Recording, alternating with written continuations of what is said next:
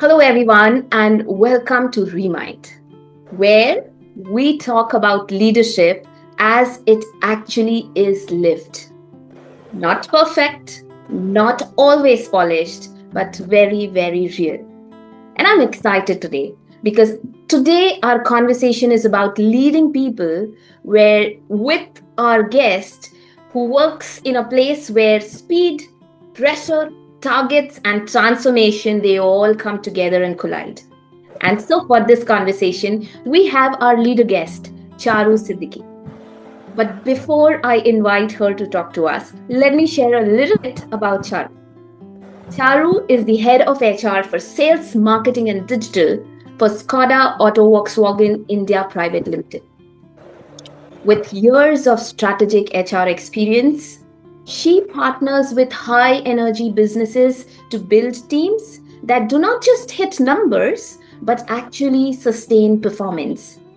And so we are honored today to have her join us for this conversation. So without taking any much time, let's put our hands together and welcome Charu.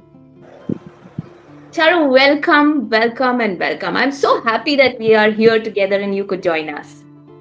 Thanks a lot, Esther. I was so looking forward to this interaction, and the pleasure is completely mine. Trust me. Thank you, Charu. I mean, we are really honored because we reached out to you and you were like, yes. Because I think these topics make a lot of difference in our lives. And so we're really, really happy that you could say yes to join us because we want to get some insights about your journey today. And we're looking forward to it. Likewise. Thank you. Thank you, Charu. Uh, let's get into the conversation right away. And now, when I'm getting into the conversation, my very first basic question to you is why this role, Charu? What brought you here? Like you just stumbled? It is that generations where we said doctor, engineer, and then later generation where it is MBA and HR for females. Was it that, or was it very, very intentional? So, Esther, I would say it was not completely chance. It was choice, but there was definitely an element of chance to it. So, if I go back to my roots where I come from, I belong to a family where we had everything going around in the education space. So, my mother, my grandmother, even my sisters, they had all been into the educational space. Some are running the institutions, some are part of the institution, giving lectures to students as teachers, lecturers. So, with that kind of a background, even I had stepped into teaching, but then I realized this is not something which is my cup of tea. I want to spread my wings beyond that. And that's the point when, as you mentioned, MBA was one thing which I was looking forward to. But then, was it HR that I was really interested in the first place? Not sure. But then, when I went for my counseling session after doing my sports and all, and then I got a good amount of insight as to what HR entails, and that excited me. And that's when I decided that could be one of the places where I think I can build a career because empathy, communication, trying to improve something which is already there. Those were my strengths which I already knew of from a age when I was there in the teaching profession and earlier in the groups and teams which I was a part of. Leadership came naturally to me, taking it ahead, saying yes for everything, in terms of not for everything, but raising my hand to take that initiative and that first step. Adaptability also was something which I knew I'm capable of. So hence these things made me think that this is one field which I can definitely look forward to when it comes to career. So that's how MBA in HR. And now if I talk of this role per se, I think so it is a result of opportunity, a lot of hard work, a lot of failures too that come alongside, and a lot of learning.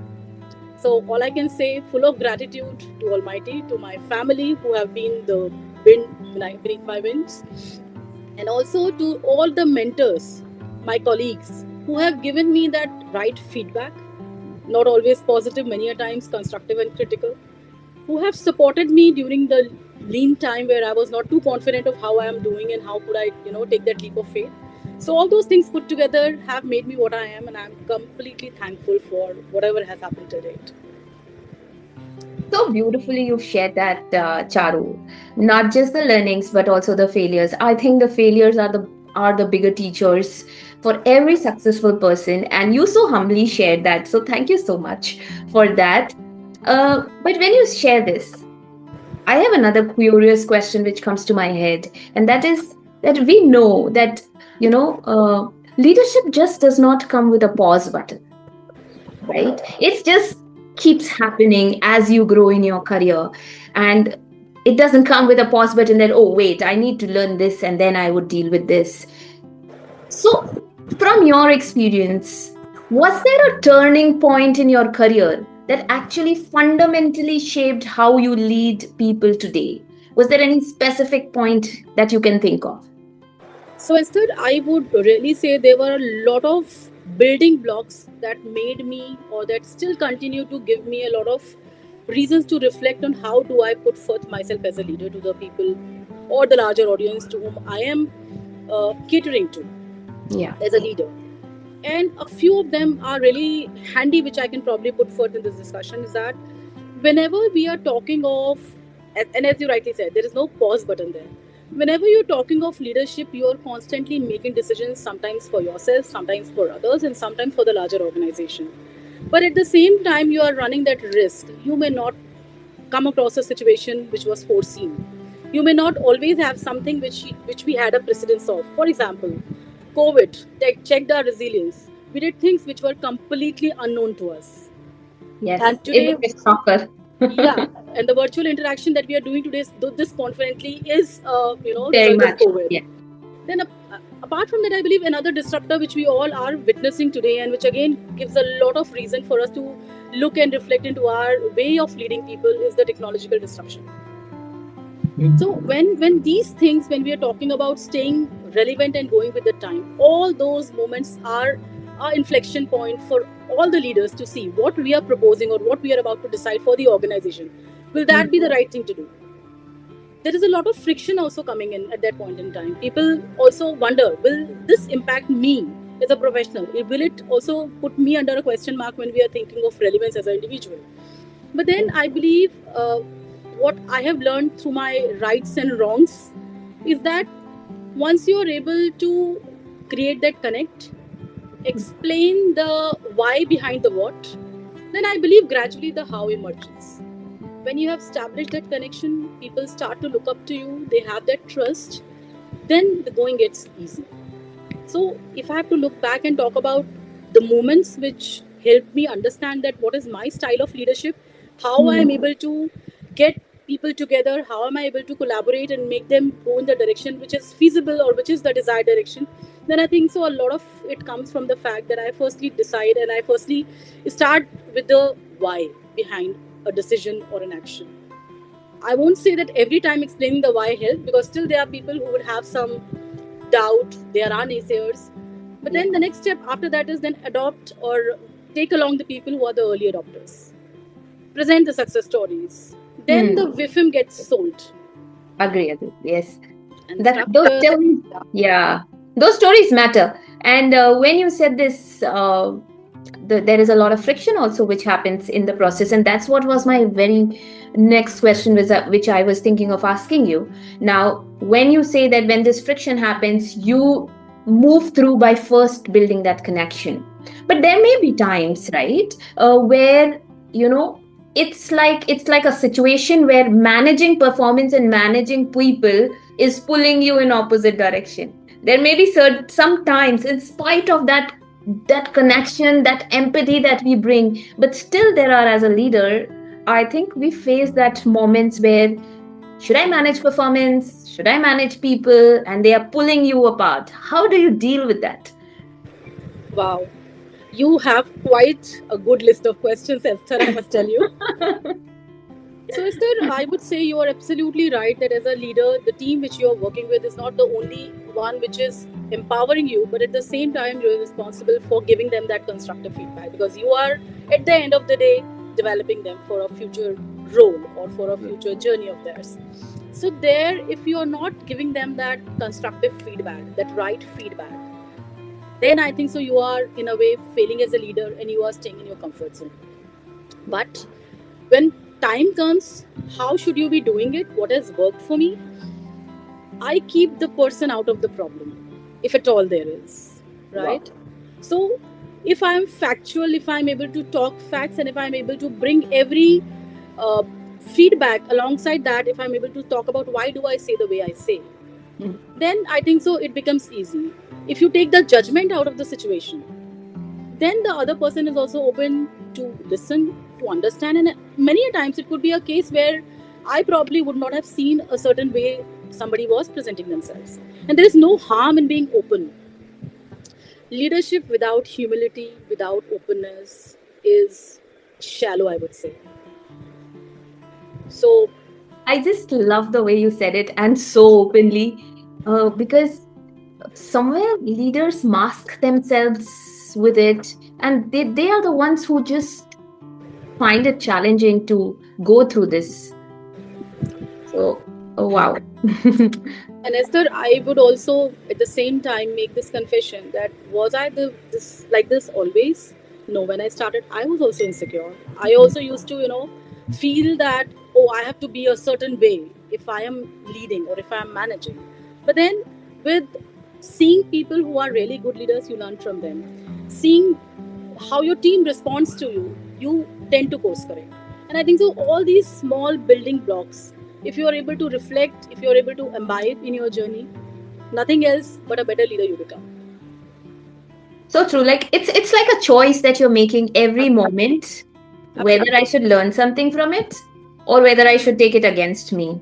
And I think you've picked up on the right side where you picked it up and build yourself. And that is why, for everybody who's listening, Charu is a high performer. She's managing a business function which is so critical.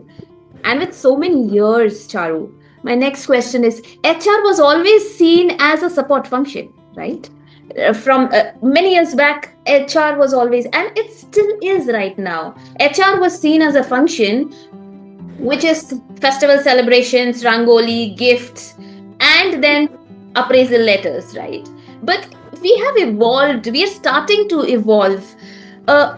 With your experience, how do you ensure that HR is not seen as just a support function, but kind of a strategic partner in driving that revenue and momentum? Because when we say HR, nobody says it's linked to revenue, but actually it is very much the first step, is what I feel. How do you do that?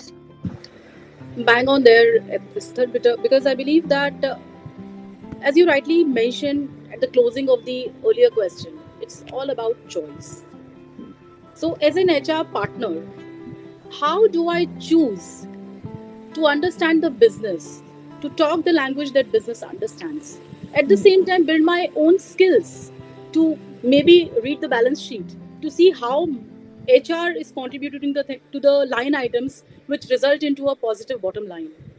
How am I taking care of that one vacant position, which, if not filled in the due time, is going to lead to a 2x loss of revenue because there is opportunity cost associated with it?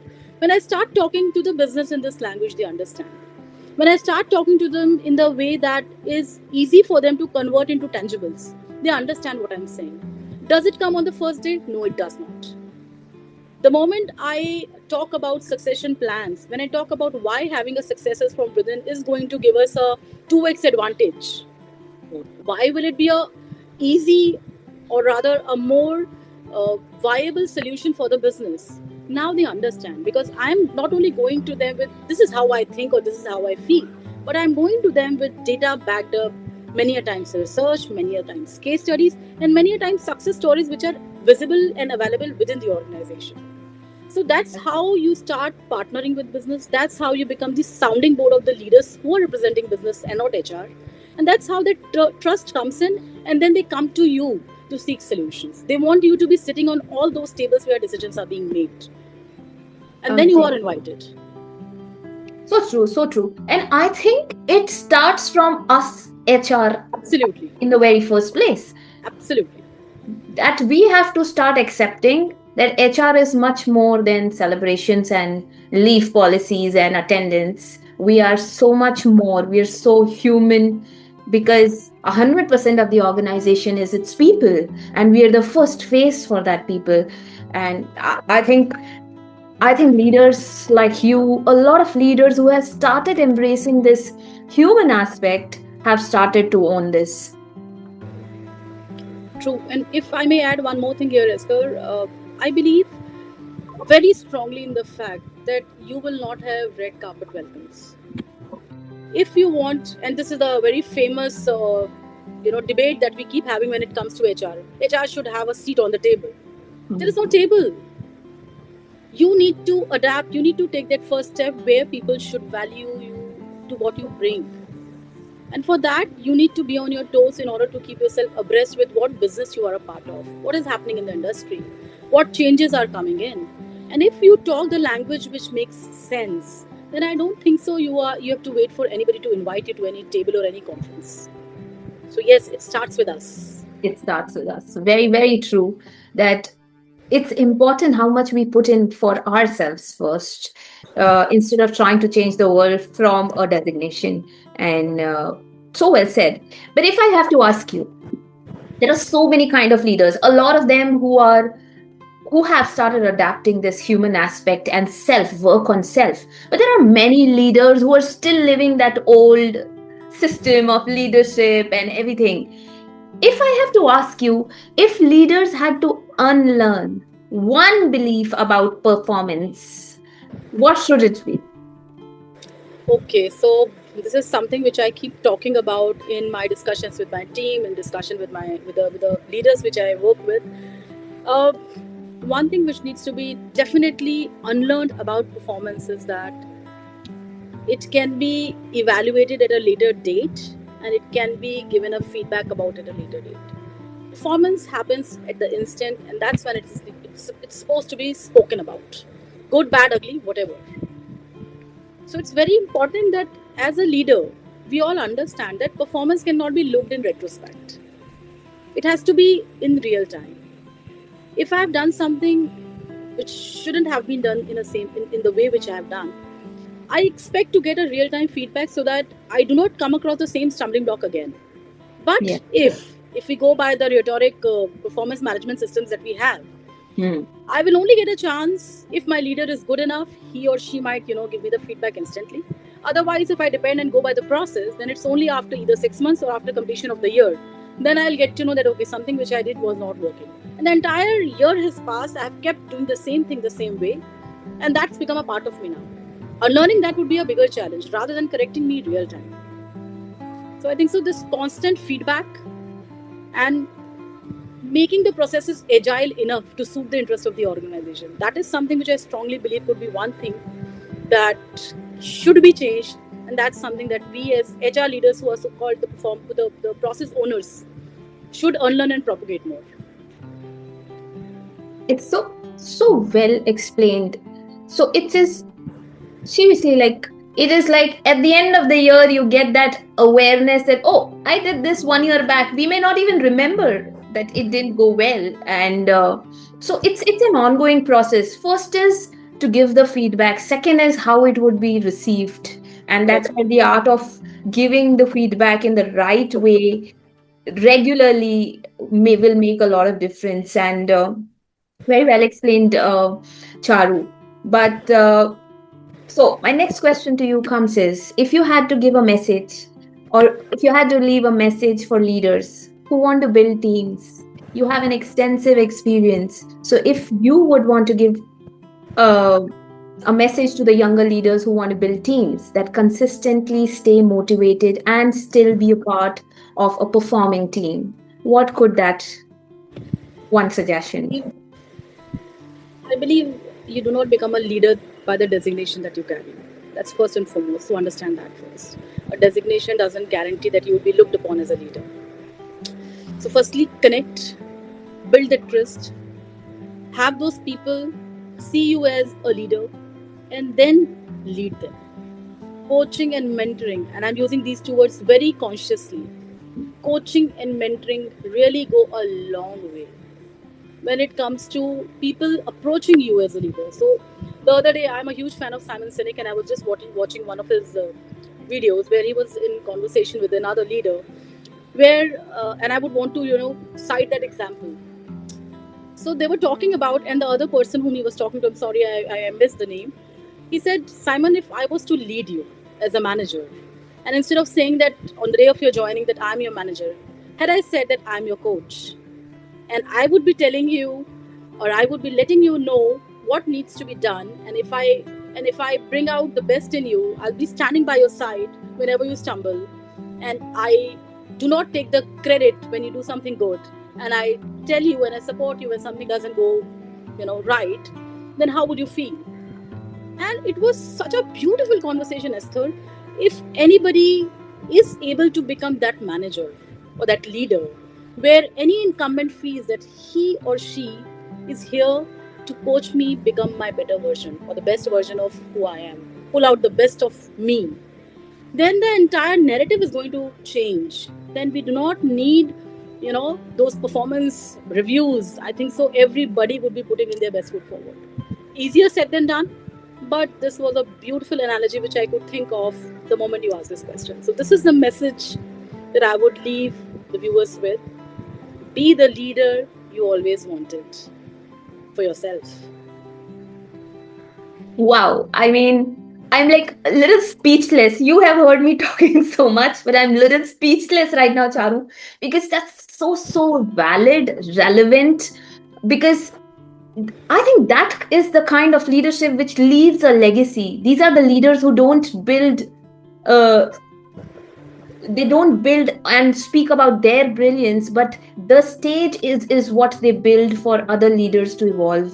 And I had heard a part of it where you shared this Simon Sinek example, and I think I heard this very well, and makes so much sense. Yeah, I am your leader or I am your coach. Trust me, when I heard this, Esther, I had goosebumps, and I'm not making it up at all, because it's such a powerful way to express what you can be to the team that is looking up to you. Yes. And then the leader term comes automatically. The minute you become a part of these people, you don't even have to tell me I'm the leader. It is in their head, you're already a leader. They are your followers. And that's the magic, I think, of becoming human first. Absolutely. Yeah. Thank you so much, Charu. These are some amazing conversations, and I want to go on and on. But we've heard a lot of from your experience, but we want to put you in a spot now. And so we want to get on to the next segment of our conversation, which, like everybody knows about it, is the rapid fire, where you just have to give me an answer from the very first thought that comes to you. So are you ready? They're not very difficult. I would try my best to stay on the spot that you're putting me on. You definitely will do good. I'm sure about it. So let's begin. Let me ask you the first one. One word that your team would use to describe you. Approachable. Approachable. Amazing. Everybody, Charu is, yes, I agree with it because I've experienced that. Let me ask you the second question. One work habit, Charu, that you've had to unlearn reaching here.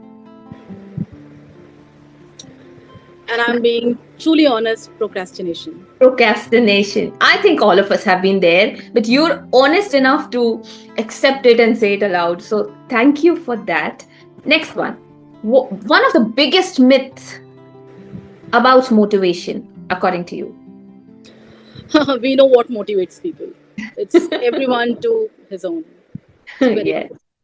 Wow. Okay. The next one. One thing people would be surprised to know about you. I don't think so that there would be anything there, because I'm quite open when I talk to people. The ones who know me, they know me what I am inside out. No secrets. I think I agree with it, because when I was putting this question, I was like, most likely she's simple and grounded. So maybe everybody knows what she is. Yeah. Okay. Early mornings or late nights? Late nights. Late nights. Yes, I'm with you with that. And the last one for this segment, Charu, if HR had a warning label, what would it say?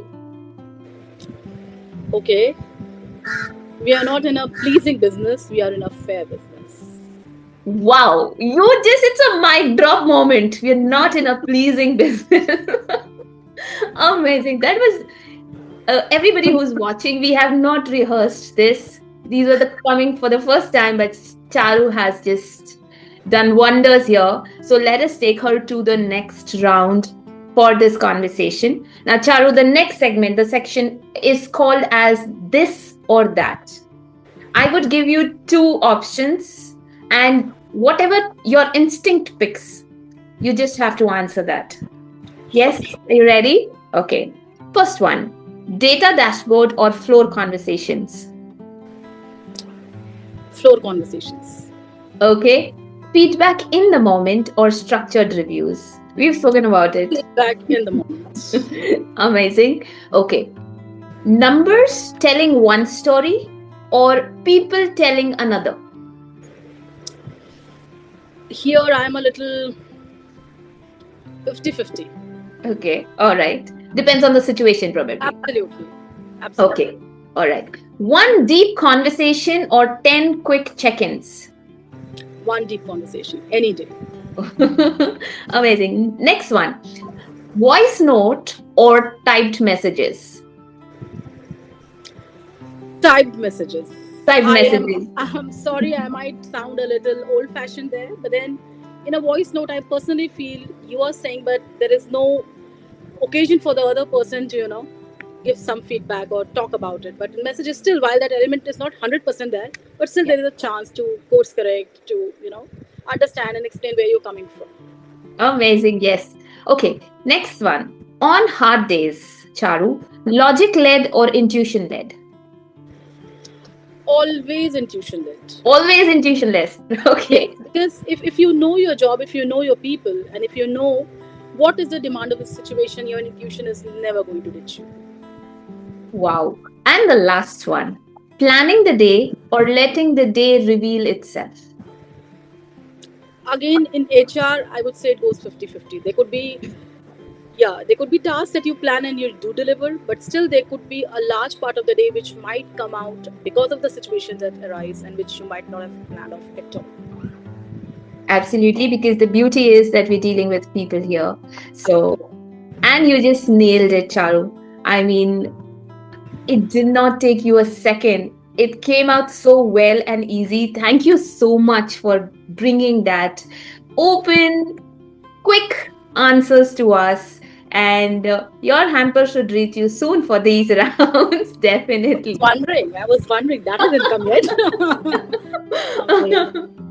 But that brings us to the end of today's conversation, Charu. And thank you so much for this honest and deeply human conversations, because I think we're missing that human connection. There is a void which is growing, but you brought in that human conversation, honest, grounded, and that's what makes you the leader that you are. And so we're so happy and humbled to have you here with us, because you have not just shown us that performance is all about targets, but the words that you use, it's about trust, it's about connection, it's about mindset, and how leaders show up every day in real, not very polished, but always real. And so thank you so much for joining us, Charu. Thank you so much. Thanks a lot, Esther. I was not sure how this conversation is going to pan out, but trust me, you asked me the questions which were all very close to my heart, which I keep reflecting on. So thanks a lot for bringing out this side of me. And I look forward to having interactions which really mean and which really give some food for thought to the people who are listening to this. Thank you so much, Charu. It was an honor to have you. And for everybody who's watching, bring the human first, because that's what matters in chaos that we are running around. Thank you, everyone, for watching.